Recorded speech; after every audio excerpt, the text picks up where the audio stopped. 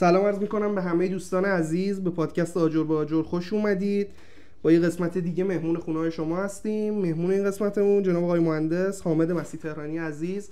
خواهش میکنم خودشون رو معرفی کنن برامون. سلام خدمت همه دوستان و مهندسین عزیز. امیدوارم که حال دلتون خوب باشه و امیدوارم که بعد از گوش دادن به این پادکست وقتی تلف نکرده باشید دیگه، چند تا نکته جدید یاد گرفته باشید و حالا تو مسیر زندگیتون یا حداقل تو مسیر کاری پیش روتون یه ذره تغییراتی بتونه ایجاد بشه و براتون مفید باشه. من حامد مسیح تهرانی هستم، مدیر و مؤسس آکادمی علوم مهندسی. سالیان سالی که دیگه داریم فقط بحث نظام مهندسی کار میکنیم، ویژه رشته معماری و عمران، و بعد از اونم خب مدتیه که داریم حقوق مهندسی، گزارش نویسی و کارهای بعد از قبولی در آزمون هم خدمات جدیدیه که داریم به بچه ها میدیم. در خدمتتون هستم، بریم ببینیم که چیکار باید بکنیم. بسیار عالی. موضوعمون در مورد مشکلات و چالشایی که مهندسای جوون دارن بین اون وقفه‌ای که حالا درسشون تموم میشه تا وارد حالا یا نظام مهندسی بشن یا وارد بازار کار بشن. خب میتونیم بگیم که این چالش‌ها و مشکلات کم هم نیست. آره. چالش‌های سختیه. حالا نظرتون در مورد این موضوعمون چیه؟ ببین، من میخوام که از قبلش شروع بکنم، اینکه اساساً چرا نظام مهندسی شکل گرفت، چی شد که شکل گرفت. حالا که الان یک تقریبا جوون 30 ساله است، یعنی دقیقاً از سال 74 اسفند 74 که مجلس تصویب کرد که سازمان نظام مهندسی باشد، تا امروز اصلا سازمان نظام مهندسی برای صنعت ساختمان مفید بود یا نه؟ و حالا چرا این گپه برای بچه ها هست؟ یعنی 3 سال باید شما یه سنواتی داشته باشید و از فارغ التحصیلیتون بگذره تا وارد مثلا آزمون نظام مهندسی بشید. این خودش یه مسئله است. مسئله بعدی هم اینه که چرا اساساً نظام مهندسی نمیتواند شغل اول و آخرت باشه؟ چرا شغل دائمیت نمیتونه باشه؟ چرا نمیتونی باهاش 100% کسب درآمدی بکنی که بتونی مثلا زندگیت هم بچرخونی، خونه بخری، ماشین عوض کنی و و و و. خب میتونه کمک خرج باشه، میتونه یه گوشه یه کار رو بگیره، ولی به صورت اینکه ما بتونیم زندگیمون رو کامل بچرخونیم نمیتونه باشه. هم خودش جایزه. شغل من اینه که عضو نظام مهندسی ام. اصلا شغل نیست، حرفه است. حالا برسیم بهش بهتون میگم که اساسا چرا اصلا بیمه نداره و اصلا این مشکل بیمه مهندسان داستانش همینه، چون ما شغل دائم نداریم. مهندس ناظری که هر 2 هفته یه بار میره سر ساختمون سر میزنه، اونم کلا روزی 1-2 ساعت 3 ساعت سر پروژه هستش. خب چرا من باید شغل بهش بدم؟ و بعد روزی که کار نداره چی؟ بیمه بیکاریشو کی باید بده؟ میدونی؟ یعنی یه سری گپ های اینجوری داره که الان بیمه مهندس ها مثلا به مشکل خورده و این همه حالا هیئت مدیره ها و رئیس سازمان های مختلفی آمدند و نتونستن این بیمه مهندس ها رو جا بندازن. کارگرها بیمه دارن ولی مهندس ها ندارن. داستانش چیه؟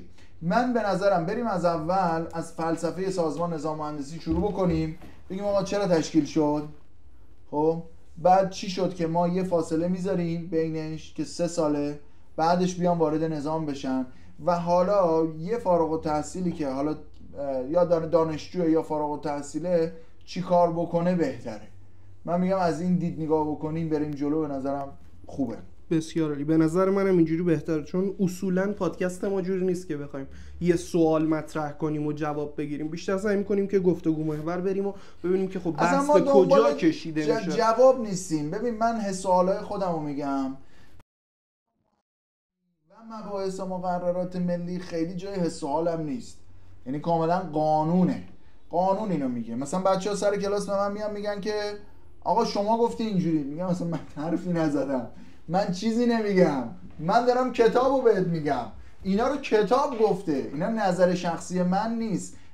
ما قانون رو داریم، یه چارچوب تنظیم شده است. و توی رشته معماری مخصوصا به خاطر حالا اون حس یه ذره آرتیستیک بودن و هنری بودنش و این حرفا، خیلی شاید بچه‌ها آزاد و رها و این چیزا باید باشن. توی اینجا بالاخره حساب کتاب داره. اینجا بخش مهندسی و حساب کتابه رشته معماریه و باید دیگه حالا 2 تا 4 تا رو بدونن چیه، قانون رو بشناسن و بزرگترین مشکلی که ما داریم تو مباحث همینه دیگه، بچه‌ها با قانون روبروان، تا حالا کتاب قانون نخوندن. شاید تنها کتاب قانونی که مهندسا خونده باشن یا حالا معمارا خونده باشن مثلا کتاب آیین‌نامه نویفرته که عکس داره، شکل داره و تو اون شکل نوشته ابعاد مثلا روشویی چقدر باشه، ارتفاع روشویی چقدر باشه. تو مباحث مقررات ملی این شکلی نیست، یعنی اصلا تصویری وجود نداره. ما باید قانون رو تحلیل بکنیم و تفسیر بکنیم. اساساً چرا تصویر ندارن مباحث مقررات ملی؟ چون اصلا کتاب‌های قانون تصویر ندارن. ببین مثلا تو مبحث 7 میاد میگه پی نواری اینجوری، نمیاد بگه پی نواری چیست، این شکلیه، چه شکلی ساخته میشود. میگه تو اینا رو باید میدونستی، ولی قانونش این دوتاست. قانونش در پی نواری این چند تا پارامتر و آیتم رو رعایت بکن، تمام. بس اینه که پی نواری چیه، پی منفرد چیه، پی صندوقی چیه، اصلا اینا نداریم. حالا بس اینه که اینا رو نه تو دانشگاه یاد میدن نه تو این بحث حالا نظام مهندسی و اینا. این وقفه این باید کجا پر بشه این مشکلات ما؟ بذار من همون فلسفه نظامو بگم.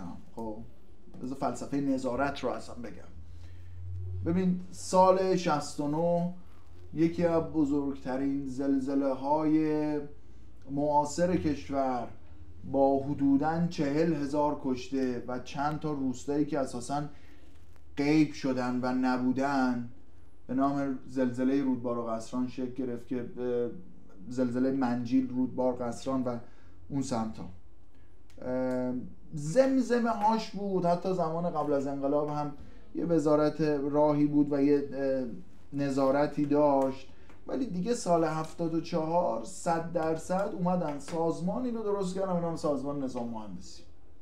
سازمان نظام مهندسی یک NGOه، یه non-government organization، یک سازمان غیر انتفاعی مردم نهاده و از رأی خود مهندسا تشکیل میشه. یه صنفه، حالت کاملا صنفه، یه چیزی شبیه به اتحادیه اصناف دیگه. مثلا فرض کن مثلا شیرینی فروشا یه اتحادیه دارن، کاملا کار صنفی است، ولی تو نظام مهندسی یه ذره سیاسی هم هست. یعنی ما نمیتونیم زیر مجموعه وزارت راه و شهرسازی باشیم، بعد دولت‌ها از اصولگرا به اصلاح طلب تبدیل میشن، بعد خب وزارتخونه‌هاش هم همینطور، بعد سازمان‌ها بالاخره دولت و حکومت یه نفوذهایی داره بالاخره یه کسایی میان. ولی مثلا میگم حالا شما چون میشناسی آیا مثلا بی‌طرف که سالیان سال وزیر صنایع بودن، رئیس سازمان نظام مهندسی بودن چند سال پیش، یا آقای قرضی که قبلا وزارت مخابرات و پست و تلگراف و تلفن قدیم رو داشتن، الان شده چی؟ ارتباطات و فناوری اطلاعات. اون موقع خب آقای قرضی 6 سال هم رئیس سازمان نظام مهندسی بودن. خب یعنی میخوام بهتون بگم که یه ذهنیت سیاسی هم هست، از دولت مردا وارد اینجا شدن. همین الان آقای حناچی خب شهردار تهران بوده، پست‌های دولتی داشته، الان عضو هیئت مدیره نظام مهندسیه. خب جدا از این بحث، به نظر من اساسنامه‌ای که نوشته شده اساسنامه خوبیه، کاملا NGO محور بوده، کاملا انجمن محور بوده، ما با این چیزاش مشکلی نداریم. حالا اومده جلو، اول از همه به دوستان و عزیزان و مهندسای خدا اینو میگم، به هم رشته‌ای های خودم میگم، دوستان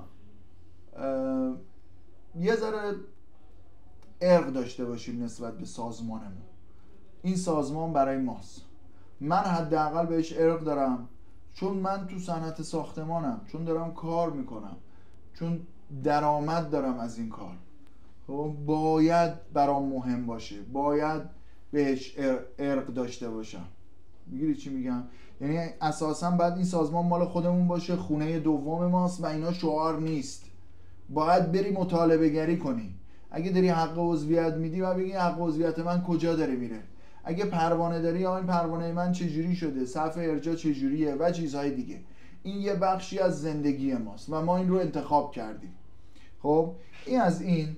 سازمان نظام مهندسی سال 74 که حالا بگیم اسفند 74 75 که شکل میگیره، شروع میکنه به نظارت. خب ببین ما دهه 70 نظارت ها ضعیفه، مهندسا تعدادشون کمه، ساختمون سازی بعد از جنگ و تعداد ساختمون ها زیاده، تازه راه افتاده این مسئله. آره شما مثلا میگم مناطقی که الان متوسط رو به خوبن، مناطق غرب تهران مثل شاهین شمالی، جنت آباد، پونک، خب دهه 70 اینا خیلی مناطق رو بورسی نبودن، ساختمونا به شدت اکونومیه. ساختمونای دهه 70 رو برید ببینید، اصلا مهندس ناظر انقدر پروژه داشت که اصلا نظارتی نمی‌کرد، کار ضعیف اتفاق میافتاد و خطراتی هم داشته. یعنی ساختمونا ریختن، یه قاضی بود گفت چجوری شده، گفت اینجوری بوده، مهندس ناظر نبوده سر بتون ریزی گفت ناظر رو با قل و زنجیر بردارید بیارید، ناظر رو مثل کسایی که قتل عمد کردن بردارید بیارید تو دادگاه. خب الان ما به صورت به قول برای اون موقع سیاه‌سفید بود، الان رنگی شده، الان دیجیتال شده، الان فول اچ دی شده. سازمان نظام مهندسی و ساختمون سازی خیلی وضعش بهتر شده. آیا هنوزم بد میسازن ساختمونا رو؟ آره. اما نسبت به دهه 70 و دهه 80 ما خیلی پیشرفت کردیم. مثال میزنیم دیگه، ما اگر یعنی مثال آماریش عدد رقمی مثال بزنیم، اگر ما زلزله بوین زهرا رو داریم قبل از انقلاب و زلزله سال 69 رودبار و منجیل رو داریم و بعدش زلزله بگو بم رو داریم سال 82 که اونم باز تقریبا سازمان جوانی است و عملا خیلی کار خاصی نکرده، میرسیم به سال 96 و زلزله کرمانشاه. خب زلزله کرمانشاه 1600 نفر کشته شدن، درسته یه نفرش هم مهمه، ولی 40,000 نفر کجا، 1700 نفر کجا؟ یعنی پیشرفت رو داشتیم، پیشرفت داشتیم. یعنی اینکه بالاخره ساختمون سازی استاندارد شده و بعد تو باید فرهنگ سازی بکنی و مهندس شاید یه جورایی دستش خالی بوده، ممکنه بوده که خود مهندس رو با پول بخرن، شهرداری رو با پول بخرن، شبونه کار بکنن، خیلی چیزا هست. همین الان داره اتفاق میفته. طرف زنگ زده به یه آرماتور بندی، گفته آقا چقدر میگیری و متری چند و اینا و قیمت داده و گفت فقط مهندس شبکاری هم داریم یا نه؟ آقا شبکاری چیه؟ آرماتور بندی روزه. گفت نه ما شبا، مهندس ناظر روزا میاد تایید میکنه، ما شبا میایم سنجاقی ها رو از تو دل قالبا بکنیم، تقویتی ها رو در بیاریم. یعنی ببین چقدر کار زشت و شنیه و متاسفانه تو ایران داره اتفاق میفته. متاسفانه با این قیمت سنگین مساله و فروش نرفتن خونه ها و رکود بازار مسکن این اتفاقا ممکنه بیفته و هستش، داره میفته، این اتفاق میفته. ولی من حیث المجموع میخوام بگم اینا رو ما میدونیم، از جامعه هم دور نیستم. خب ولی من حیث المجموع وجود دستگاه نظارت بهتر از نبودنشه. خب و بعد یه چیز دیگه، ما با سازنده ها که صحبت میکنیم اگه چیزی ناراحتن و گله دارن که آقا من چرا ناظرم رو خودم نمیتونم انتخاب کنم، این خیلی خنده داره. خب ما یه جلسه هم پیش همین ریاست سازمان داشتیم، 2 تا از سازنده ها اومده بودن و فعالین حوزه مجازی و فلان اینا و با اومدن گفتن که آقا ما حاضریم پول بیشتر هم بدیم، ناظرمون رو خودمون عمل کنیم، خودمون نظارت کنیم، یعنی ناظر رو خودمون انتخاب کنیم. ببین اصلا اینا فلسفه نظارت رو نمیدونن. ما برای این جنگیدیم، مثلا رانندگی خانوماست، مثل حق رأی خانوماست که براش جنگ شده، براش نمیدونم فلان شده تا یه کشوری تصمیم کرده که خانوما حق رأی دارن. خب الان نظارت هم همینه، برای ارجاعی شدن نظارت یه عده جنگیدن. چقدر طول کشیده که ما بگیم آقا نظارت باید ارجاعی باشه، ناظر با مالک رابطه مالی نباید داشته باشن، تخلفه و اینا رو قانون نوشته. حالا شاید اجرایی نشه، تو تهران که اجرایی میشه، تو شهرستان ها بعضیش اجرایی نمیشه. حالا داستان چیه؟ مثل اینکه شما مثلا یه کارخانه مواد غذایی داری، حالا هرچی سوسیس کالباس داریم. شما میای میگی که خب بازرست کیه؟ ناظرت کیه؟ وزارت بهداشت و درمان، صنایع غذایی، درسته؟ بهداشت صنایع غذایی. خب اون ناظرش هفته یه بار میاد دستگاهاتو چک میکنه، انبارتو چک میکنه. شما نمیای به وزارت بهداشت بگی که آقای وزارت بهداشت من این بازرس رو خودم بهش حقوق میدم، خودم هم بیمهش میکنم، بذار برای من کار کنه. خب این دیگه تخلف عیانه دیگه. هر وقت این بنده خدا هر حرفی زد میگه گربه رو نریز، کالباسا رو با گربه کالباس درست نکن فلان، میگه آقا بیمه تو قطع میکنم و حقوق تو قطع میکنم. پس دیگه اصلا نظارتی نیست. دیدی چی میخوام بگم؟ آقا ما خودمونو که نمیتونیم گول بزنیم. آقا تو اصلا فکر کن خودت داری میری تو اون خونه زندگی کنی. اصلا این وقتی که این دیدگاه بیاد حاکم بشه دیگه 90% مشکلات به نظر من حل میشه. آره ببین ما یه چیزایی داریم، بحث وجدانه، بحث این چیزاست. درست میگی. فکر کن خودت داری زندگی میکنی، فکر کن فامیلت داره زندگی میکنه، درست بساز.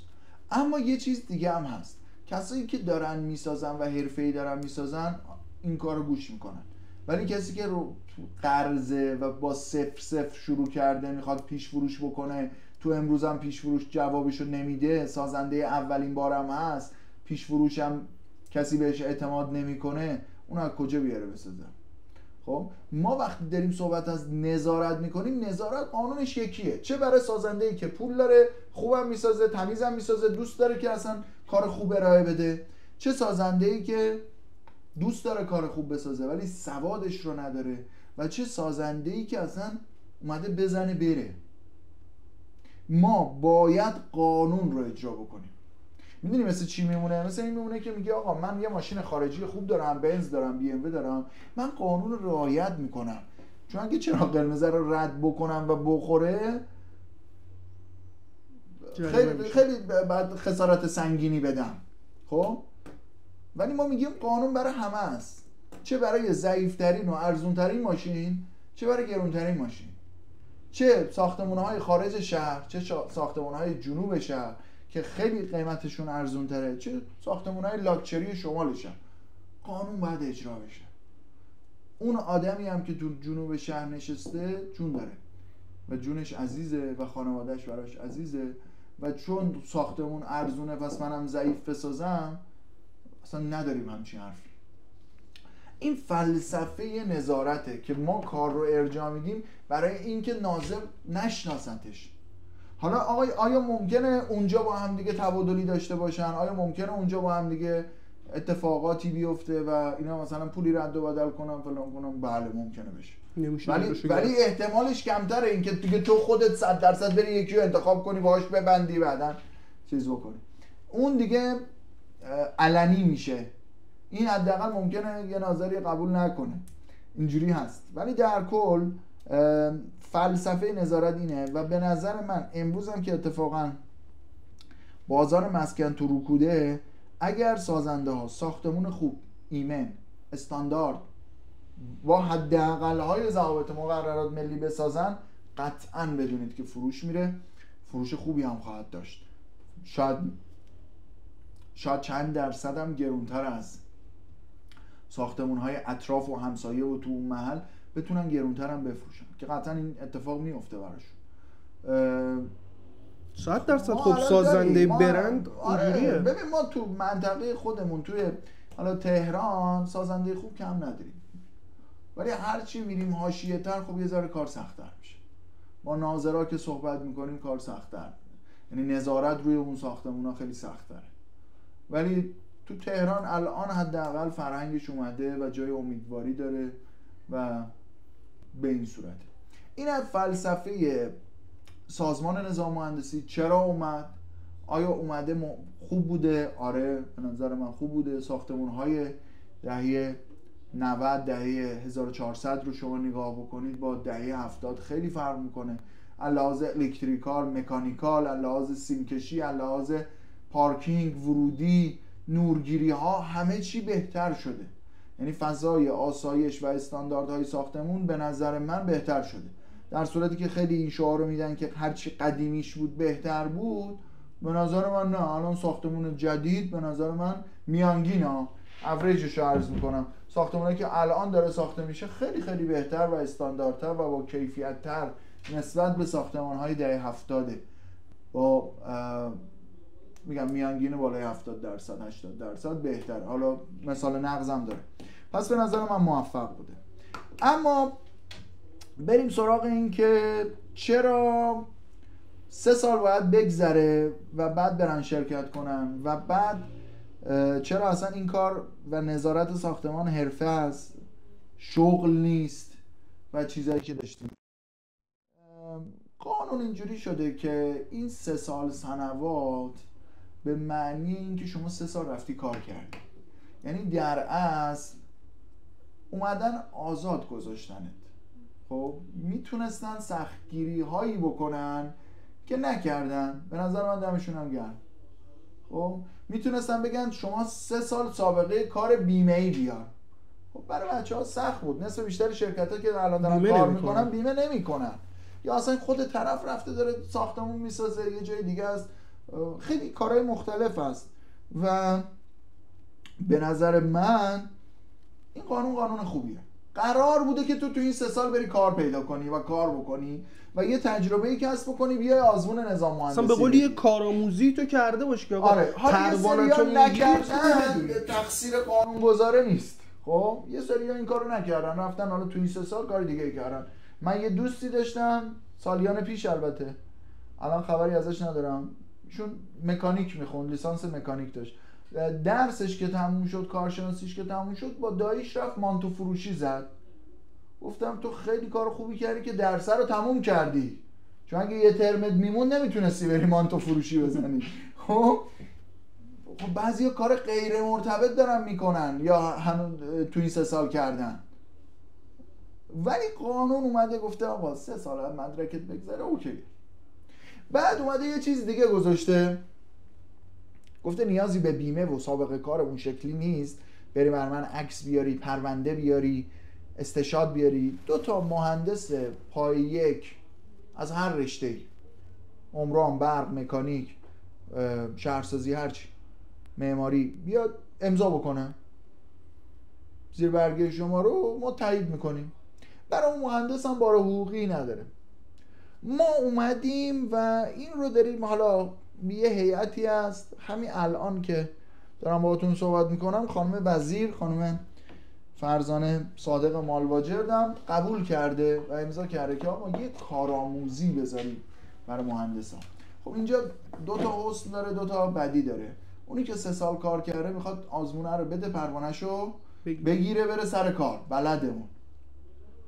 و اونی که هیچ کاری بلد نیست و کار دیگه ای کرده، اون کارآموزی شاید به دردش بخوره. این هم باز خودش لبه تیغه. یعنی ما اگه 3 سال سنوات میدیم دیگه نباید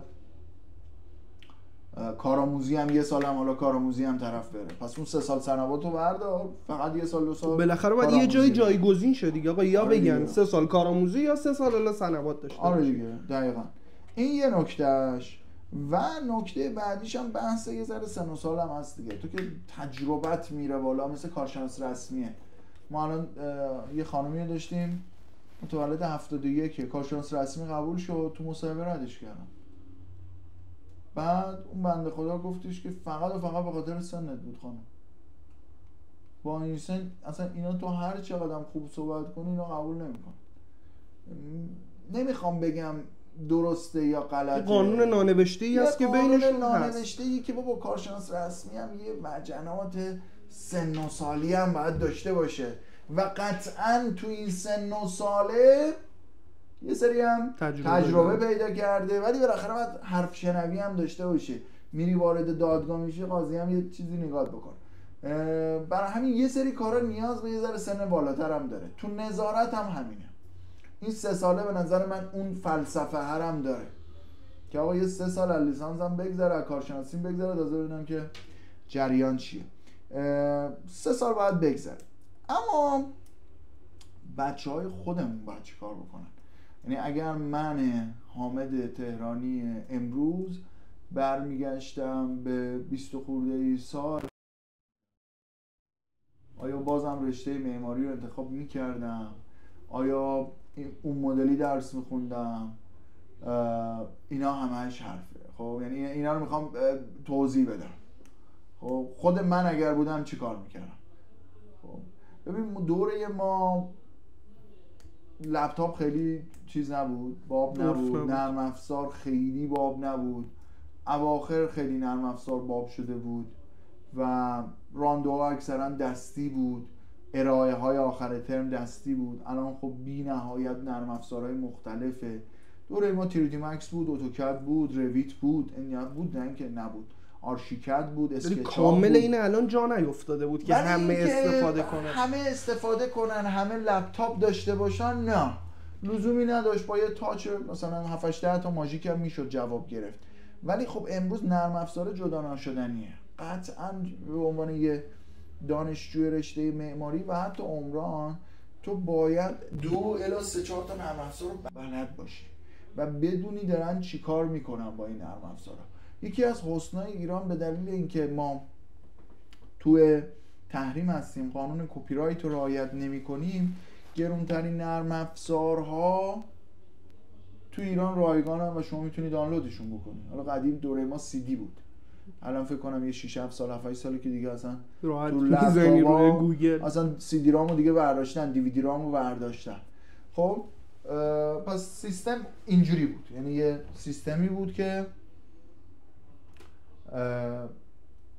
بیشتر با دست کار میکردیم و یه سری حس و حال هم داشتیم ما.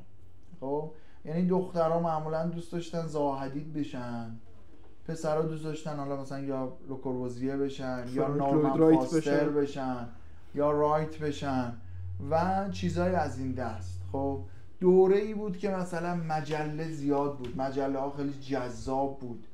خب مثلا مجله معمار واقعا چاپش تموم میشد، هنر معماری چاپش تموم میشد و اکثر کارهای بزرگا رو ما تو مجلات میدیدیم. آروم آروم دیگه حالا همه سایت اومد، تو سایت ها بارگذاری شد و چیزهای از این دست. میخوام بگم که ما اون موقع هم نمیدونستیم، اون موقع هم وقتمون رو هدر میدادیم. خب ولی واقعا هم فقر محتوایی بود. الان شما تو ترافیک میری و میای یه پادکست گوش میدی و استفاده میکنی. این که نسل قدیمی ها به نسل جدیدی ها خیلی چیزا رو بیان بیاموزن، توصیه بکنن، شاید تو این قضیه من قبول نداشته باشم. مثلا میگم شما میای مثلا به یه کاسب بازاری که الان میلیاردر که اصلا شاید تریلیاردره، چندین دهنه مغازه تو بازار داره، کارخونه داره، نمیدونم پخش تو شهرهای مختلف داره، نمایندگی داره تو شهرستان. میگه میگه حاج آقا ما چی کار بکنیم؟ خب این 50 سال پیش 40 سال پیش که کارشو شروع کرده، الان اصلا نسل فرق میکنه، دوران فرق میکنه. من الان با یه بنده خدای صحبت میکردم، نفر اول باتری سونی و پاناسونیکه و سی دی سونی میفروخت، دیویدی میفروخت و باتری قلمی و این چیزا، یا مثلا قبلش کاست فروش بود. خب بس الان اصلا دنیا عوض شده. خب ما برای اینکه صدای استاد رو ضبط کنیم مثلا واکمن می آوردیم. ببین تو همون دوران‌ها عوض شد، یه دستگاهایی بود MP3 هم میخورد، مثلا فایل ضبط شده آهنگم گوش میکردن. همون موقع ها اپل هم اومد و یه سری کارام کرد، آیپاد و این چیزا آورد. ولی میخوام بهت بگم که با یه جوون امروزی که از اسپاتیفای دکمه میزنه دانلود میشه، دنیا عوض شده. شاید توصیه های اون پیرمرد 40-50 سال پیش که تازه اون موقع 15-16 سالش بوده، 20 سالش بوده، کارو شروع کرده، امروز به درد این جوون نمیخوره، چون دنیا عوض شده، بیزینس ها هم عوض شده. این فقط مختص ایران نیست ها. تو آمریکا سالانه حداقل 10-12 الی 20 تا شغل اکسپایر میشن، اصلا به درد نمیخورن دیگه. یه روزی خوبن و یه روزی هم از بین میرن و اونقدر خوب نیستن، چون ما دوچار موج تکنولوژی شدیم. تو باید از این موج عقب نمونی. ما دوچار موج هوش مصنوعی شدیم که با هوش مصنوعی تو همه چی میاد. این وسط آدمهای متوسط و ضعیف قطعا حذف میشن. نه اینکه من حالا تو ایران حذف شدم برم خارج. و تو خارج هم حذف میشی. تو اگه سوار اون موج نشی، همراه اون موجی که هست نری، خب معلومه حذف. شغلا تو امریکا دارن اکسپایر میشن و این ماهیت بازاره. دنیا داره عوض میشه. یه سری کارهای قدیمی رو تو اصلا دیگه امکان پذیر نیست که تو با این کار درآمد داشته باشی. خب و باید مدلش عوض بکنی و به اضافه اینکه تسلطات رو باید عوض بکنی، مدل فکرت رو باید عوض بکنی، دائم باید خودتو آپدیت کنی. هم دائم خودت رو باید آپدیت کنی و دانشت رو ببری بالا و بتونی بچرخونی. خب یه سری اتفاقا میفته که باید تغییر بکنی. ما خودمون چندین بار تو سالهای مختلف کارمون رو عوض کردیم و تغییر پیدا کردیم. توی رشته مهندسی، توی رشته معماری بی نهایت به نظر من شغله. تو باید ببینی که کدومش رو دوست داری. الان مثلا میگم بیم منیجر بودن یه شغل جدیدیه که نیست، قبلا نبوده و تازه داره کار شروع میشه. اینکه ما ساختمون رو بسازیم قبل از اینکه ساخته بشه و به تمام جوانبش فکر بکنیم و تمومش بکنیم، تازه بریم از فردا کلنگش رو بزنیم، یعنی چی؟ یعنی خودش مدیریت بیم رو بدونی، از همه نظر نفت میرسونه. آره. بعد تو نقشه برداری بدون از خودش یه دنیایی. من بچهای معماری میشناسم که نقشه بردارن. با همین نرم افزارات 3D Max کارهایی رو من میشناسم که اصلا دیگه دنیاشون عوض شد. کلا 3D آرتیست 3D آرتیستی که الان کار میبرن برای جشنواره فیلم‌های کوتاه انیمیشن.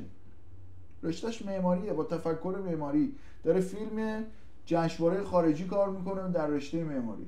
حالا در رشته معماری نه، ممکنه کاراکتر داشته باشه، ممکنه داستان نویسی داشته باشه، سناریو داشته باشه، باید شد اون خط فکری شکل بگیره، عوض بشه. آره. بعد یه سری چیزای دیگه اومده، مثل اینکه آبجکت بفروشی. الان جاهایی هستن که آبجکت ارزون هم هست، مثلا آبجکت رو میفروشی $1 $2. یه صندلی جدید طراحی کردی، آبجکتش رو درست کردی و آوردیش تو مارکت، یه نفر میاد میخره. ولی تو با یک دنیایی هستی که چندین میلیون نفر ممکنه معمار باشن، 3D آرتیست باشن و اونو از تو بخرن. حالا به چند هزار تا برسه در کل دنیا، تو بازی رو بردی دیگه. و تو ایران نشستی به ریال داری کار میکنی، خارج داری پول در میاری. نظارت و اجرا یکی از اون درآمد هاست. اینو من یه جای دیگه هم گفتم، بذار اینجا هم بگم. ما اصلا انسان چگونه پولدار میشود؟ پولدار واقعی. و پولدار واقعی به کی میگیم؟ به کسی که نیازهای مالیش مثلا یخچال پر کردن، مثل تعمیرات ماشین، مثل حالا بیمارستان و اتفاقای خرجای یومیه رو داره بده و میدهد، تمام میشود و پولی دارد برای سرمایه گذاری. ما به این آدم میگیم پولدار. پولی داره که سرمایه گذاری بکنه، کار جدید بکنه و 2-3 تا کار بکنه. ما یه درآمد فعال داریم، یه درآمد غیر فعال داریم. پسیو و این پسیو و داستانش چیه؟ داستان اینه که درآمد فعال از فعالیت من در میاد. روزانه حالا من یا کارمندم میرم سر کار X تومن ماهیانه میگیرم، یا پیمانکارم، یا اصلا هر چی هستم، فعالیتی دارم میکنم پول میگیرم. فریلنسرم، اصلا تو خونه میشینم کار میکنم پول میگیرم. ما کاری به اون نداریم که تو پروژه‌ای کار میگیری یا نفری پول میگیری یا نمیدونم ساعتی پول میگیری، روزانه پول میگیری، هرچی فعالیتی میکنی و پول در میاد. یک سری کارها رو تو نمی کنی و پول در میاد. مثلا توی بانک پول گذاشتم و سودش هر ماه داره برام میاد. اون بحث غیر فعاله. غیر فعال است. یه خونه ای خریدم، دادمش اجاره، ماهیانه اون اجاره برام داره میاد. اینا میشه چی؟ درآمدهای غیر فعال. حالا چون هفته 7 روزه و شبانه روزم 24 ساعته، با این تورم عجیب غریب ما قطعا زمان و پول کم میاریم و با یه دونه شغل نمیتونیم زندگی کنیم. ما باید چند وجهی زندگی کنیم، چند بعدی زندگی کنیم. از درآمدهای مختلف رشتهمون استفاده کنیم. یکی از اونا پروانه نظام مهندسیه. تو میتونی کار بکنی، هر 2 هفته یه بار بری نظارت بکنی، یه درآمدم از اون داشته باشی. و آدمی پولدار میشود که بتواند با درآمد غیر فعالش خرج یومیه‌شو رو بده، خرج یخچالش رو بده، و با درآمد فعالش بره سرمایه گذاری جدید بکنه، بره طلا بخره، بره نمیدونم بورس، بره تو هر دفعه هر چیزی هست، یا هر تخصصی که میتونی داشته باشی، ولی کارت رو یه جای دیگه هم گسترش بدی.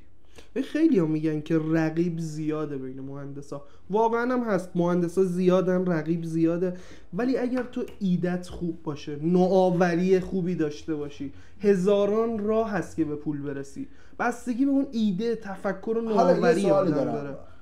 حرفت که درسته اصلا، خب بستگی به ایده و نوآوری داره، مثلا از این که نمیشه رد بشه. اما ایده و نوآوری از کجا میاد به نظرت؟ به نظرم اون خط فکری که آدم شکل میگیره، فکر از کجا میاد؟ همه اینا از یه چیزی میاد به نام علاقه، و از یه چیز بزرگتری میاد به نام رسالت. من حامد مسیح تهرانی امروز که به اینجا رسیدم احساس میکنم که رسالتم اینه. من اومدم اینجا که پولی از تو نگرفتم. خودت هم که میدونم اینو پادکست رو داری رایگان پخشش میکنی. این رسالت توه، این رسالت منه. خب رسالت چیزیست که تو رایگان انجامش بدی، حال بکنی، کار عامل منفعه داری انجام میدی، حالت خوبه با این کار. اصلا آره حالت خوبه. اگر اون کاری که تو انجام میدی حالت خوب باشه، فکر میاد، خلاقیت میاد و از همه جلو میزنی.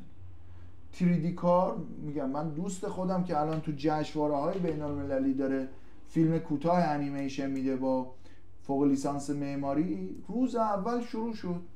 من با ایشون رفتم کلاس 3D Max دهه 80، اون 3D Max رو یاد گرفت، بهش عشق ورزید، توش خلاق شد، نوآور شد، بعدن خودش سالیان سال مدرس 3D Max شد و بعدش استدیو زد و اون رسالتش رو تو 3D Max دید و اون رسالت رو پروروند، بارورش کرد و بعد چون به اون کار عشق داره، علاقه داره، خلاقیت هم میاد، فکرم میاد و میتره کنه. خب یعنی تو همین نظارت تو اگه فکر و خلاقیت داشته باشی، اگه بتونی کاره رو درست انجام بدی، اگه درست سر بزنی، بعضیا یلخی هن، بعضیا نیستن، هیچ کاری از جون و دل انجام نمیدن، هیچ کاری از جون و دل انجام نمیدن، بعدم میگن پولش خوب نیست. خب پولش خوب نیست، انجام نده. ولی اگر تعهد گذاشتی، پروانه نظام مهندسیت رو گذاشتی، درست انجامش بده، با عشق انجامش بده. دقیقا همون چیزی که تو گفتی، بابا تو این خونه قراره یکی مثل من و تو زندگی کنه، اونم خانواده داره، اونم زن و بچه داره، اونم جونش عزیزه، همون قدری که ما جونمون عزیزه، اونم همینطوره. فردا روز فاجعه ای میشه مثل متروپول، هیچ کس هم جوابگو نیست. حالا صاحبش گفتن مرده، هر کی میخواد بندازه گردن اون یکی، حالا اصلا زمانی صاحبش که گفتن مرده، حالا فرض کنیم مثلا زنده است، اون کجای دنیاست؟ به چه اسمی؟ به چه چیزی؟ چی کار داره میکنه؟ اون دیگه قطعا زندگی عادیش رو نمیتونه بکنه. دیدی چی میخوام بگم؟ و بعد یه سوالی، آیا برای متروپول هزینه نشده بود؟ چرا شده بود؟ آیا متروپول پول نداشت؟ داشت. به نظرت متروپول اگر میخواست نریزه و ساختمون ایمن و درستی باشه چند درصد اضافه تر وقت خرج میشد؟ بیشتر از 10 الی 20%؟ اصلا تو اون پولی که واسه متروپول مطمئنا خرج شده این رقمی نبوده. اصلا رقمی نبوده. 37 تا نفر انسان جونشون از دست دادن، 37 تا خانواده‌ان، 37 تا داستان مختلفن. اینا اگه زنده بودن چقدر میتونستن به جامعه کمک کنن، چقدر میتونستن منشأ خیر و برکت باشن. میخوام اینو بهت بگم، فقط با 10% 20% برای متروپول هزینه شده بود ولی مهندسی نشده بود. خب و چیزایی که شنیدم اینه که اول از همه که 3 سال در ساختمون بسته بوده، جوازم از شهرداری نگرفتن، به هیچ کسی هم جواب ندادن، خودشون ساختن. بعد 3 سال رفتن جواز بگیرن تازه. 3 سال که کلا تموم شده همه کار. بعد تازه ناظر 1 نفره بهش دادن، تک ناظره. در صورتی که اون ساختمون یا باید 4 ناظره باشه یا اصلا ناظر حقوقی باید باشه یا شرکتی باید باشه. ناظر 1 نفره چیکار بکنه؟ چقدر مگه سر در میاره از یه ساختمون بزرگ با اون همه تأسیسات و چیزای دیگه، با اون همه احوالات باز ناظره یه چیزایی نوشته، با اینکه ادبیاتش حقوقی نبوده، درست نبوده، خیلی ایرادات داشت گزارشاش، ولی باز یه چیزهایی نوشته بود که تونست رهایی پیدا کنه و حداقل بیاد و تبرئه بشه. میخوام بهت بگم که فرق یه آدم هر چیز یلخی با یه آدمی که با دل و جون میره کار میکنه فرق میکنه، تو نتیجه کار فرق میکنه، در آینده فرق میکنه. اون پریویوی که تو برای خودت ساختی ممکنه